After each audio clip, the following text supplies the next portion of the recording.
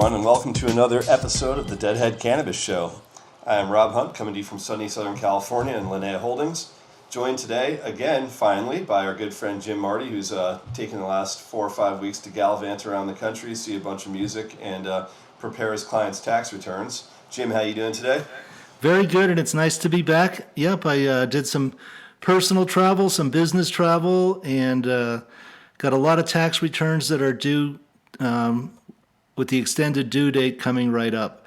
So, but it is nice to be back, and looking forward to getting caught up with you and talking to our fans out there. Fantastic, and very shortly we should be joined by our good buddy Larry Mishkin as well. But for now, Jim, why don't you kick it off? I know you were excited to tell everyone about how Phish was at Dick's a few weeks ago for the Labor Day weekend. So we'd love to hear an update about all that went down there. Oh, it was so fun. I mean, 9 hours of Phish really satisfies. It's just a wonderful experience. Surprisingly, so many surprising things happened, but one of them was Friday and Saturday, there was plenty of tickets available in the lot. But anyway, yeah, Phish was great. 9 hours of Phish really satisfies, and so many fun things happened. They were wanting proof of vaccination, but they weren't really strict about it. It wasn't a bad line to get, show your vaccination card, get a wristband. But I had a sweatshirt on that covered the wristband, and nobody said anything to me. They didn't ask me to show it. So 29,000 people, 3 nights in a row. A lot of tickets available Friday and Saturday shows. In fact, my son Jack stopped to get a beer and managed to lose his ticket in the process. And while he was looking for it, and of course he didn't find it, it was a ticket on the ground, his girlfriend got given a free ticket. And so it was her first Phish show, and she got miracled.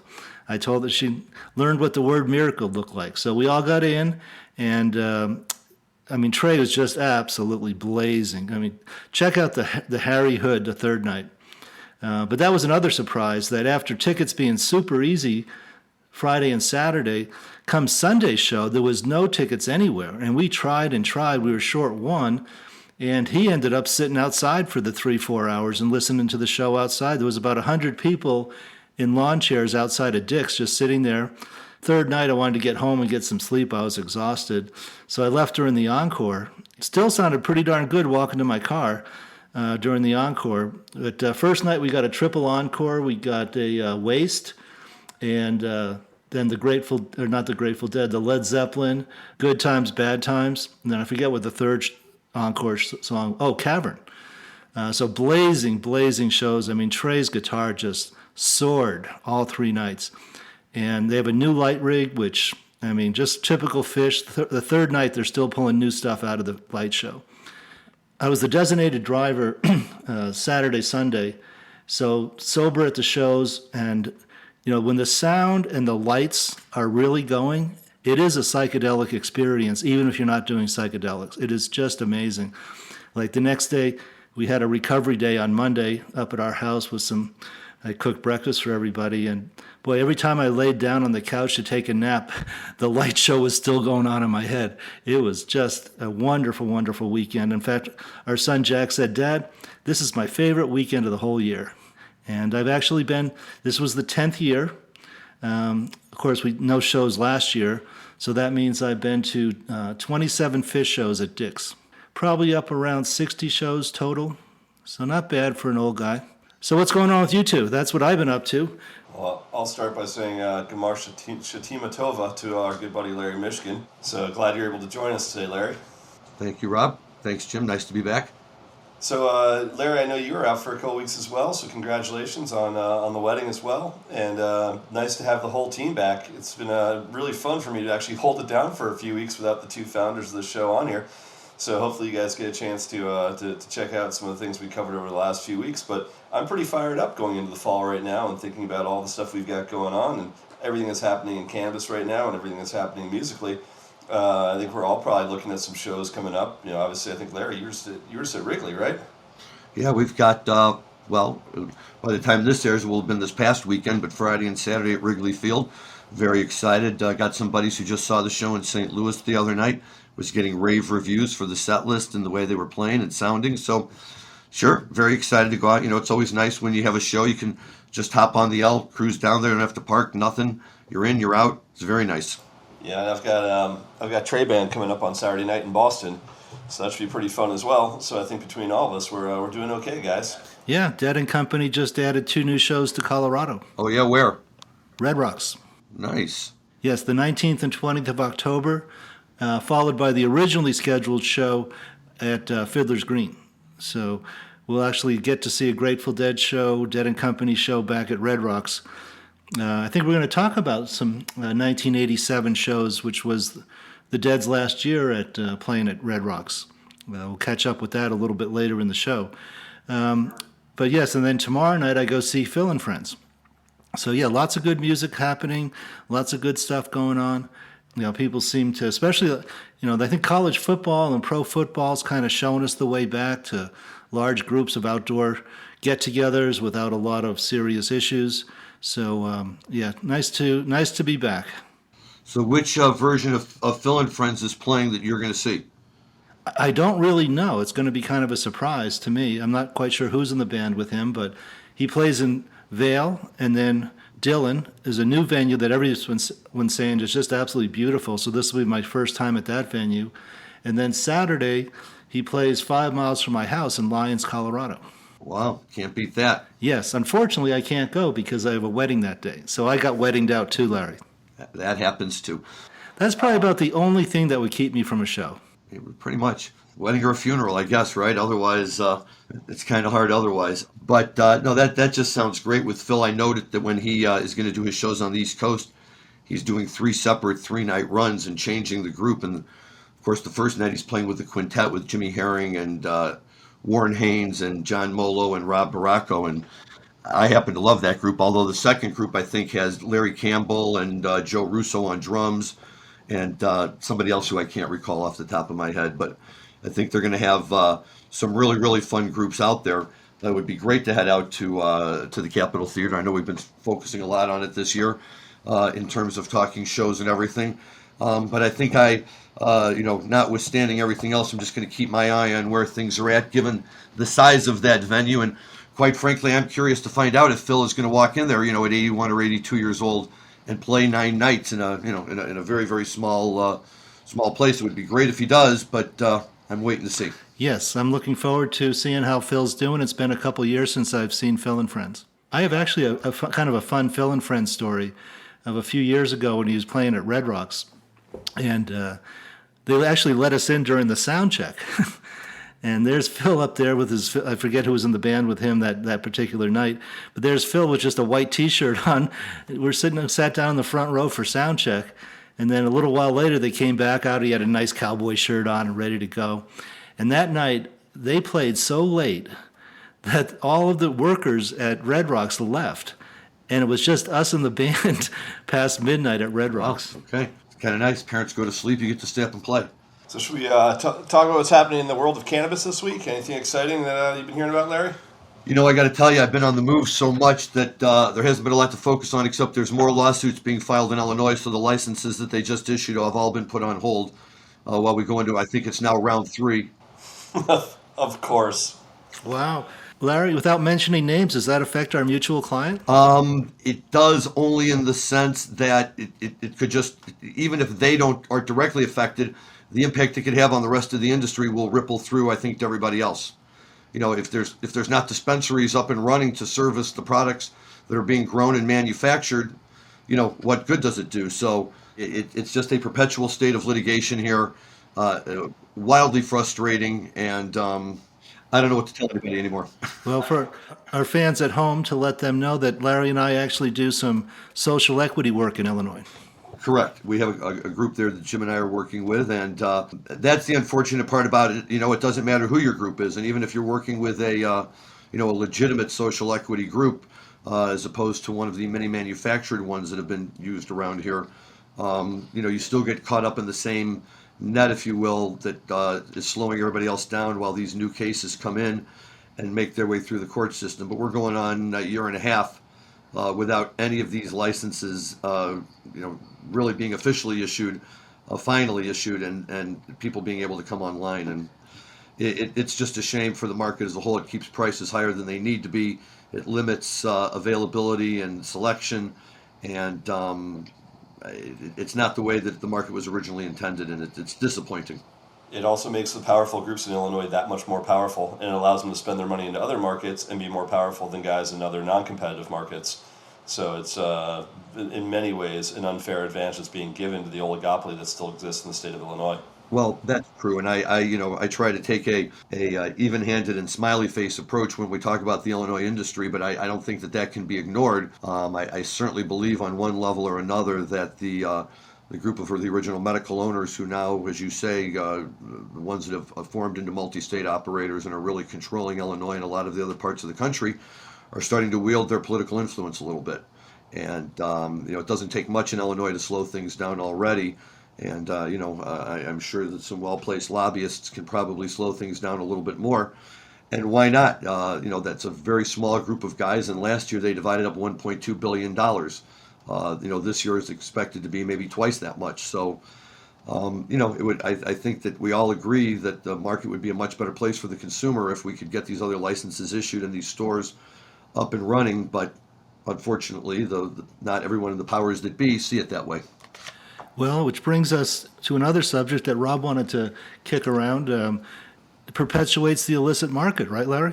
It does perpetuate the illicit market, Jim. These prices are higher than they have to be because these people have no competition. So they're not willing to bring their price down. The state isn't yielding on its tax. And, you wind up paying sometimes double, if not more, what the street price would be for some of these products. They're already paying significantly more than the patients pay at the medical dispensaries. But for anyone who has a connection or a guy or somebody who knows somebody in California or Oregon or wherever who can get regular access to product from there, it's going to be tremendously better in quality and it's going to be significantly less expensive. And that's killing our market. Sure. Yeah. Rob, what do you see going on in California? Yeah, man, you're getting all sorts of reports about these massive busts that are happening. There was especially, a lot of attention paid recently to the one that happened in the Antelope Valley outside of Lancaster in the Palm Desert, which, they claim netted almost $1 billion worth of cannabis. Obviously that's always inflated the street prices, so I always take it with a grain of salt when they talk about how big the bust was or what the value of the bust was. But the fact of the matter is, there's still no shortage of illicit cannabis being grown in the state of California. And, some of it stays here, but a lot of it still goes out of state. And the problem that I'm seeing out here, and we've been seeing now for a while, is because, A, California's restrictions on prosecuting illicit cannabis are so loose at this point, which, I'll tell you, for years and years and years, I was such a big supporter of decriminalizing and trying to make sure the penalties for, cannabis possession were really, really minimal. But now that you can actually be a legal operator and you can actually participate in a legal market, and now you're basically encouraging illicit activity and saying, okay, we're not really going to punish you if you guys actually go in and do something that's against the market we've created for you on the legal side, I start to feel a little bit differently going, if you guys can't get together and be a legal operator, then you should have some sort of punishment attached to it. So what you're seeing is there's no motivation for people not to be on the illicit side. And when they do get popped, oftentimes the law enforcement agencies that are popping them have no idea whether or not these guys are legal or illegal, and they're reticent to actually even go in there and do their jobs because they can't tell whether or not these guys are going to have a cause of action against the police department or against the city. So, you see a bust like the one we just saw, and you think, okay, that's got to make a major dent in the illicit activity in California. And the fact of the matter is, it doesn't even come close to scratching it. So they put the value of the illicit activity just in California as far as domestic sales in the state of California at $8 billion last year versus $4 billion on the legal market. So if you think California's a $12 billion total market, 2/3 of it was still on the illicit side. But that it pales in comparison to how much of that cannabis is being shipped out of state and how much that accounts for, let's say, Chicago's illicit industry. So if Illinois' industry is pushing $2 billion this year in the legal market, it's probably pushing 6 or 7 in the illicit. But the vast majority of that's not grown in Illinois. It's grown in California, it's grown in Oregon and Washington, but primarily California. So you have to think that California's illicit exported part of this industry is probably pushing $35-40 billion a year right now. And there's very little that's being done to stop that because there's really no penalty to prevent it. So hard to say, someone that's fought so hard to see changes in cannabis law over the last 30 years, it's hard for me to say that I disagree with, walking it back and seeing these people get incarcerated. But at the same time, I just don't think it's fair to the legal growers and everyone else in all these other states that are fighting hard to play this game correctly. to watch someone else take their market share. And Rob, chime in, but I think it's not just cultivation in California, that the brazenly open retail establishments totally unlicensed. To an extent, Jim. I mean, that's definitely been curbed quite a bit in the last couple of years. Since the enactment of, kind of consolidating all the laws in 2018 and really implementing them in the beginning of 2020, we've seen most of what, the quote trap shops get shut down. So they still exist, but they're not nearly as obvious or brazen as they were previously. It's much more the delivery services that are a lot harder to catch. But even those have been pulled off all the different platforms like Weed Maps and some of the other platforms that used to feature those guys. Now it's if you know a delivery guy, great, but it's not nearly as easy as it used to be, where you'd walk in and you couldn't differentiate between legal and illegal. I'd like to think that it won't be long, maybe 3 or 4 more years, and we'll have an industry, maybe a little longer. Have an industry where it truly is just the legal side of the industry that's running this, and hopefully there'll be room for everyone, social equity, mom and pop, and big business. And if there is, I'll be delighted. But what we have right now is still too hard to categorize, because, as Larry nailed it, as long as you keep pricing artificially high, you will always have an illicit market. So, anyone out there that has any influence in local or state government, all I can say is, don't overtax your industry, because all you're doing is keeping the industry you don't want alive and well. Yes, an intelligent remark I heard is it should be like the liquor industry, where the federal taxation is almost invisible. You don't even notice it when you buy a bottle or a six-pack. And that's how cannabis should be. Well, it's going to have to be. Alcohol found out that that's what it took to survive, and legal marijuana will find out the same thing over time. Well, the three of us are all working hard in that direction. 2030, I would love to see a 100% national legal cannabis market. You've heard me say before, my estimation is when you take illicit plus legal, it's a $100 billion a year industry. And I think Rob's on track with his numbers. It's 25%, maybe 30% legal market right now, nationally. Yeah. So to that end, I was actually really encouraged when I saw Chuck Schumer tweet out today that he's gotten a fair amount of pressure from, I believe, it's a group of mayors. It's the members of the U.S. Conference of Mayors. Just actually voted to call on President Biden to federally legalize cannabis, expunge cannabis convictions, and allow for commercial sales under a model that promotes social equity. Amazing that a lot of the largest cities in America kind of banded together to push this out, and more importantly that our Senate Majority Leader has now tweeted it to the rest of the world, saying, hey, I believe in this as well, and this really stands with what me and Senator Wyden are trying to do right now in changing cannabis policy. And we've talked about the political side of this 1,000 times, but the fact that we're now seeing it on a more of a localized level, where states and municipalities across the country are calling on the feds to change their policy, coming from some of the larger cities, I think that's a huge step in the right direction. Well, so do I, and I think that it's always been about the smaller communities, and I think we've seen that in a lot of places where the smaller communities will come in, and sometimes they'll object to what the state is doing. Sometimes they'll think the state isn't going far enough, and they're the ones who really experience either the positive or the negatives firsthand right away, right? The facilities are in their community. That's where the business is taking place. That's where the sales tax is being generated. Hopefully, that's where there's not a lot of problems, popping up or anything like that. And I'm sure that a lot of these small communities are saying to the states, look, stay the hell out of this. This is good for us. A perfect example is South Dakota, right? South Dakota, they put it on the ballot. It passed by an overwhelming margin. And it's the governor who's sending her state attorney into court to challenge it, claiming that the ballot measure was unconstitutional under the South Dakota state law. To me, that's ridiculous. Here's the people of this state who she gives lots of credit to for having the right kind of homespun values to fight off the coronavirus. But when it comes to marijuana, she questions all of their mentality and the fact that they would vote for it because it doesn't fit into her political view. Come on, Christy Nome, you know exactly what she's going to say before she says it. She's unbelievably predictable in whatever it is she's going to say to make sure that it fits with the narrative that she's trying to project, specifically because I think she's got greater political ambition on sort of the far right side of the Republican Party. Yeah, I agree with that. But it's just we see situations like that, and we say I've heard Chuck Schumer talk about the fact that it may not be politically the right time to bring his bill to vote on the floor. That everything is so tooth and nail these days. They're all fighting for everything they can get and any legislative victory they can get. And I understand that process, and I think both parties can play that game equally well. But it's frustrating that anybody would be playing games with this right now, and that everyone should just be willing to let it go forward, and everyone should take credit for it on the right, on the left. they can all take credit for it, that, we're moving this industry forward. We're finally opening up banking. We're finally getting rid of 280E, and we're not going to penalize people for being in an industry that's otherwise completely legal and not harmful, and any of the other things that we're worried about.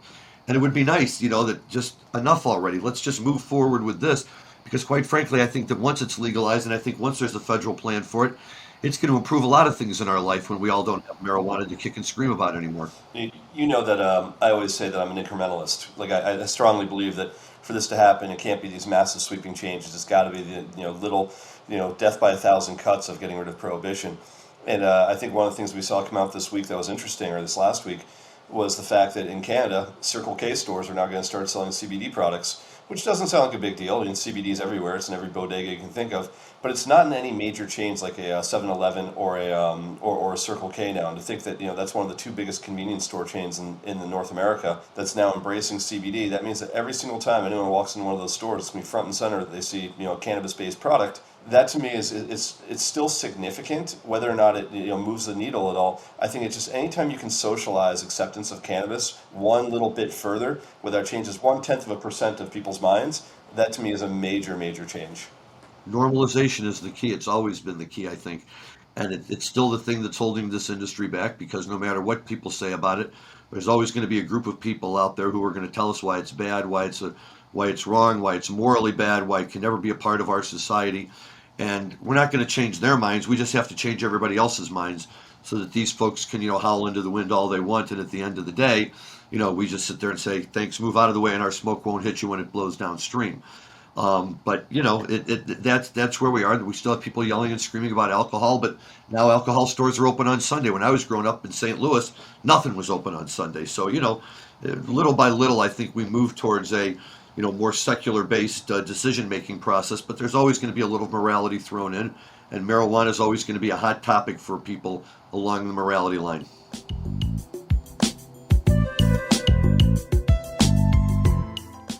Yes, I remember we used to call them our Sunday beers. Yeah. Remember, you have to save your Sunday beers because the liquor stores were closed on Sunday. Right, exactly. Well, I think that's a great segue to kind of how we feel about the Grateful Dead as well, which is again normalization and bringing people over one at a time. And there's times that you get people that swore they'd never get into jam bands of the Grateful Dead, and then you play them a tape or play them a show that would kind of change their minds. And once in a while, you would get sweeping change. You get a piece of legislation in cannabis that really does change things. And once in a while, you get a show in the Grateful Dead world that anyone that wasn't sure whether or not they're a Deadhead would hear a certain tape or see a certain show, and it would completely and totally change their minds forever about how they felt about that band. And I think today's show that we're going to cover, which for me is no secret again, I'm probably the biggest 9/18/87 fan you're ever going to meet. I'm a huge MSG, New York City Grateful Dead fan as well. So when you put the two together and you think about shows that really changed kind of how I this is before I saw the Dead, and if there's anything that made me want to see them more than anything in the world was listening to this show for the first time when I was a 15-year-old. But I'm guessing you guys all have familiarity with 9/18/87. Is that right? That is true. And just to be sure, I went back and listened to it again when you were so kind enough to send us the link. Yep. 87 was a great year. It was. I think that was, for Jerry, it was post diabetic coma. He was back, and for a while there, I know that he was. I always laugh for a while, right? They sold the T-shirts, the Fat Man Rocks, with Jerry, little sketch of Jerry all kind of puffy in the Michael Jordan Jumpman pose.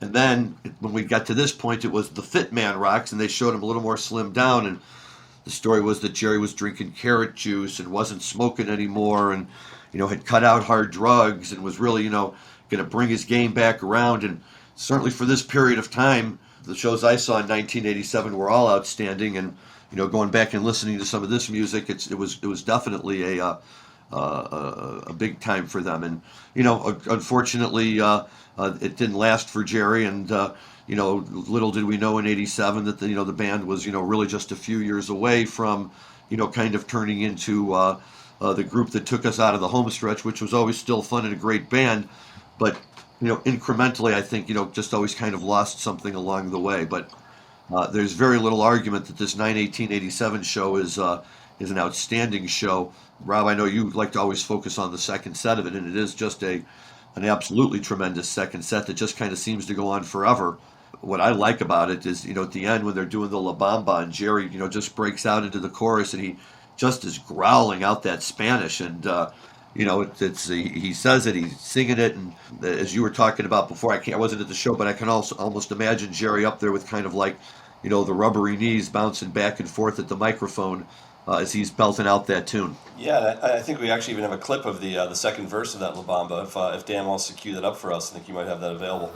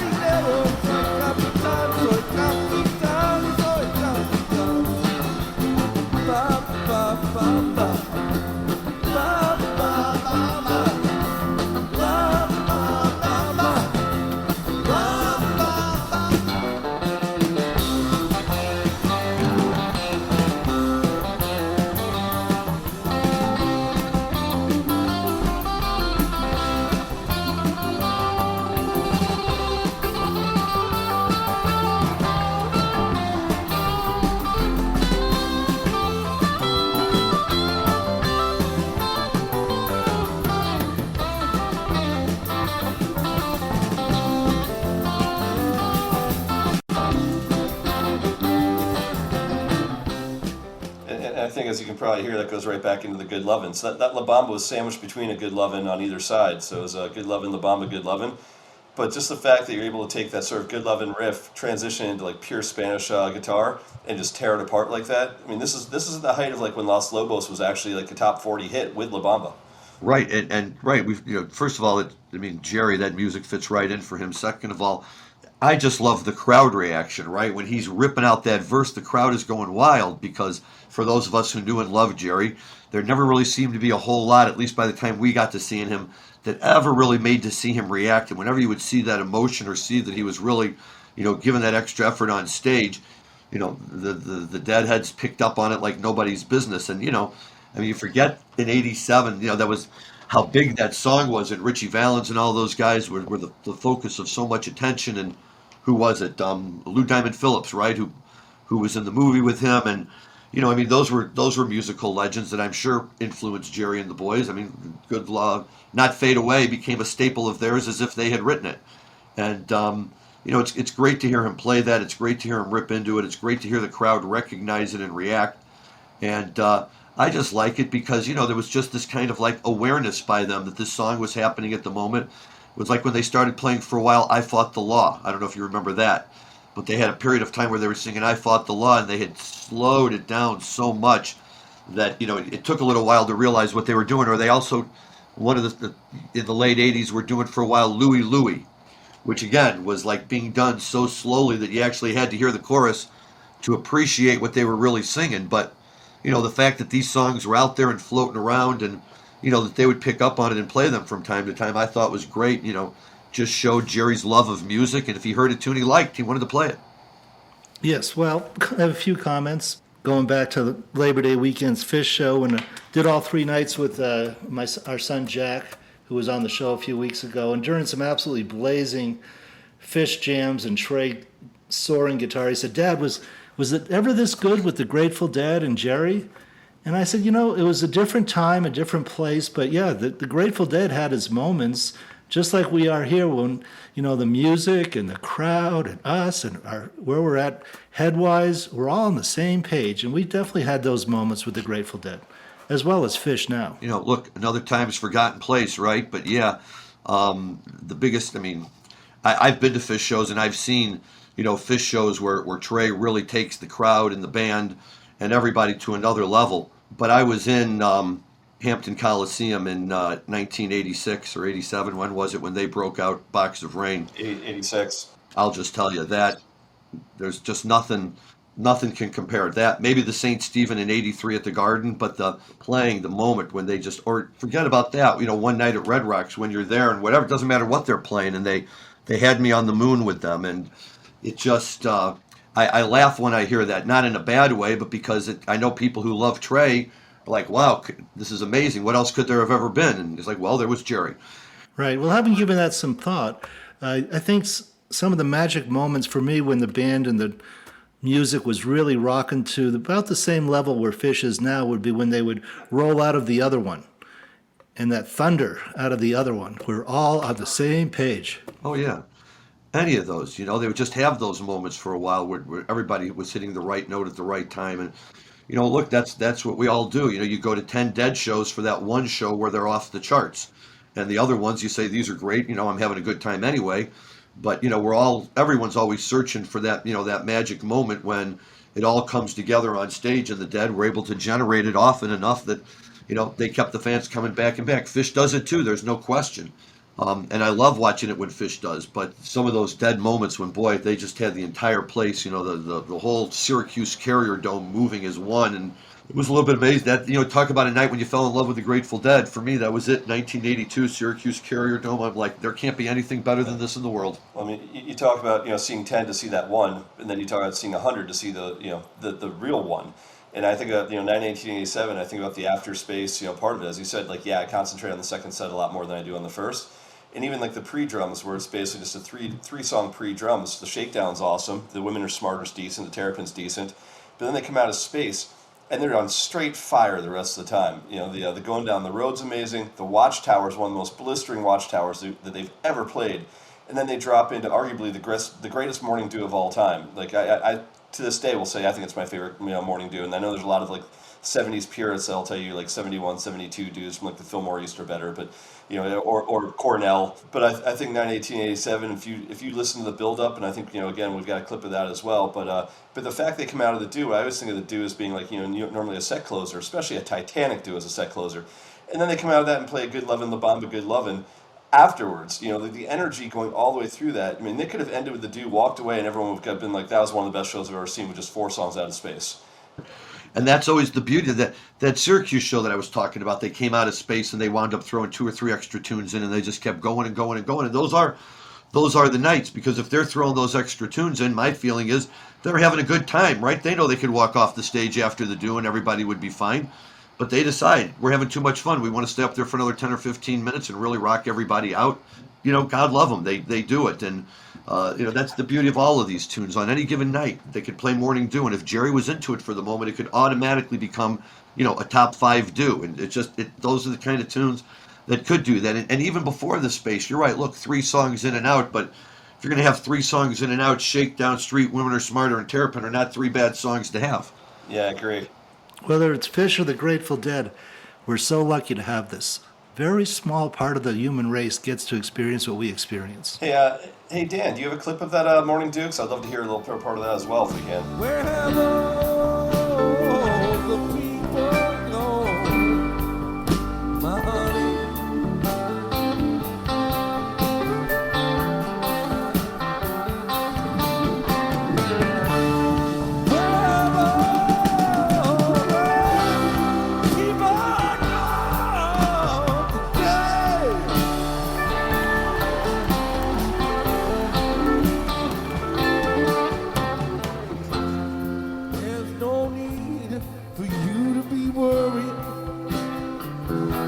About all those people.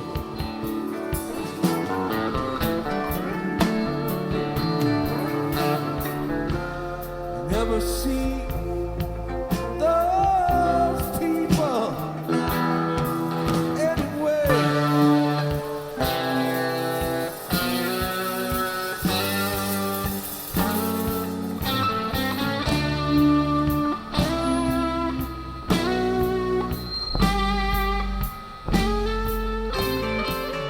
That's good. Hard to deny. If it's not, look, it's all subjective. Whatever one's people's favorites, whatever one isn't. But you certainly know when one's a great one, and that is definitely, without a doubt, one of the great ones. I would say that when you can hear the entire crowd roaring, that shifts it into the category of objective. Yeah, and when you think that it was also when Brent Midland was laying into the keyboards like he was, into that, just to fire up Garcia as he goes into it. Like anytime you can get Garcia growling and barking, which is rare, you got a bit more of it as towards the end you were getting it in So Many Roads and on Standing on the Moon and a couple other tunes, but I'd still say that for any purist, an Amazing Morning Dew, was kind of the pinnacle of all of it. It was Jerry's signature tune, And when he was on and playing it great, it could save a show, it could make a show, it could do anything. And that's just a great example of it. And again, right, you can hear the crowd roaring its appreciation for this guy. You know, most of those people have heard this tune numerous times.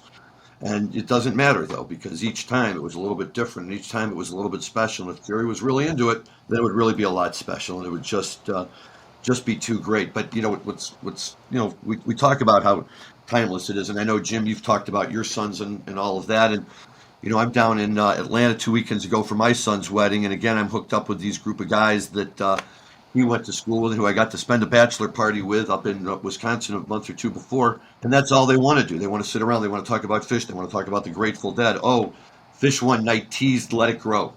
Everybody was ecstatic. Phish had teased Let It Grow. And I was like, okay, there you go. Let It Grow is a great tune. If Trey was ever going to break into anything, that would be it.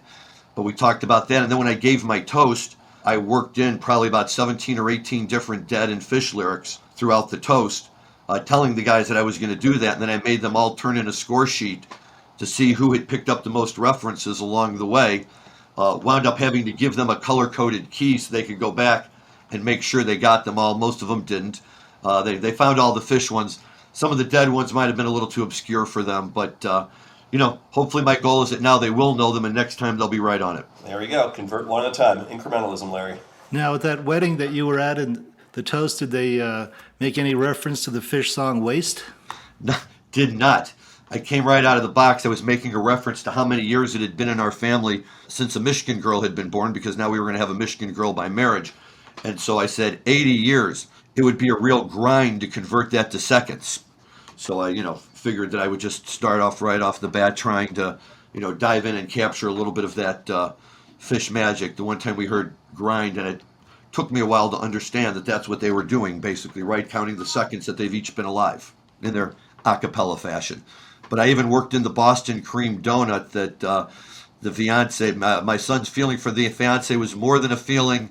She was the sunshine of his love. And it's been such a long time that we've been waiting for them to get married.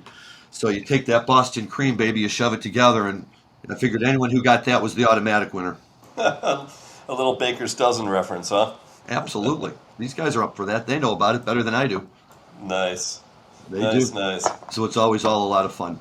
And even down in a beautiful place like Georgia, where it's absolutely not legal on any level whatsoever. We were driving out to the resort where the wedding was at. We had to stop to get gas, and you pull off, and we're outside of Atlanta proper now, and we're in a little rural community, and what looks like a little Shell or Circle K or something with a little mini mart. And I ran in to grab a bottle of water, and opened the door and walked into what must have been the largest collection of glass I've ever seen in my life. Rows and rows of cases with every kind of glass you can imagine. And when I found the Rick and Morty themed bong, I knew we were ready for the weekend, so it all went down well. Well, very good. Anything else for today, gentlemen? I think we should at least talk about the fact that next week we've got the one and only David Gans joining us. Oh, yes. So I think we're all pretty fired up about that, and hopefully our audience will be as well. It's, most of us spend our time listening to SiriusXM, listening to David interviewing other people or listening to their stories about life, on the road of the Grateful Dead. But we get the unique pleasure next week of asking him about his experiences, from an outsider's perspective looking in. So I for one, am really, really excited about this interview. Well, I have to tell you, Rob, Jim and I have been doing this for a long time. We've had a lot of great shows, and now with you, we've had a number of great shows, great guests, a lot of great guests recently. But for any of our fans who are really interested in knowing a little bit more about the inside story and the way things really go with the Grateful Dead, and what it's like for someone who's been, part of the family for an extended period of time, next week's show you do not want to miss. David has been very, very gracious, both in terms of giving us his time and, kind of vetting out with us the issues that he's willing to talk about. I think the biggest problem we're going to have is how do we reasonably confine this to a period of time that people are actually willing to sit and commit to, because I'm sure we could talk with this guy for 3 or 4 hours without batting an eye. I can tell you it's just been a lot of fun, Larry, with you and I just getting to go back and forth with him by email to kind of talk about prepping for the show next week. So even that, where I'm like, oh boy, this is fun, back and forth with David Gans on a handful of things. So I'm really excited. Hope everyone joins us. But until then, Rob Hunt signing off, and we'll see you guys next week.